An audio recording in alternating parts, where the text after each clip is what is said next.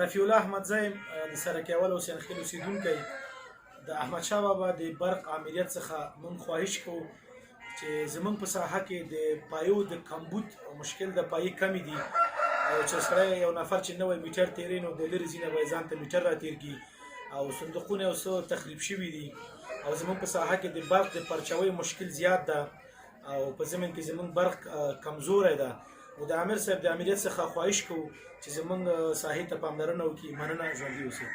افتخار احمد د حسین خیلو د اول سړک اوسېدونکی یم او زموږ د دې ساحې برق ډېر کمزوری ده او موږ د احمدشاه بابا د امریت نه خواهش کوو چې زموږ دغه برخه د لږ جدي توجه وکړي.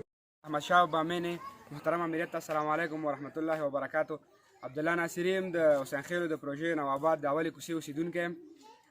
د محترم امریت عامل صاحب څخه په ډېر درنښت هیله کېږي چې زموږ د مشکلات د دې ساحې چې یو د برق نشتون ده او بل د برق د بل زیات راتګ ده د دې څخه مخنیوی وکړي او ورڅخه غواړو چې په دې عرصه کې جدي اقدامات وکړي.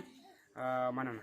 محمود تاخیر ما د نواباد سرکول حسین خیل اوسیدونکی کار کله چې موږ غواړو د احمدشاه بابا امریت ته مراجعه کوو هلته رش ډیر زیات دی د واسطهدارو کار کیږي او د غریبو بیچاره کار نه کیږي. یعنی معمولی یو کار دپاره چې موږ ځو تقریبا 2-3 ورځې موږ باید مراجعه وکړو چې خپل ستونزه حل کړو.